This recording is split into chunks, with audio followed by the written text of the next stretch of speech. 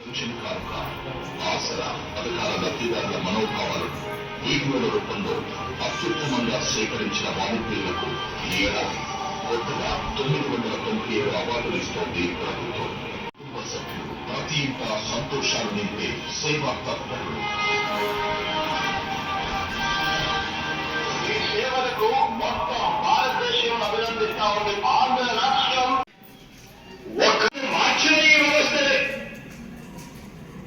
2024 ఎన్నికల్లో మన ప్రభుత్వ చైత్ర యాత్రతో ఆసుపత్రిని మార్చి మనం ఏర్పాటు చేసిన ఆర్బీకే వ్యవస్థ ఆ రైతన్నకు కొండంత అండగా నిలబడతా ఉన్నాం.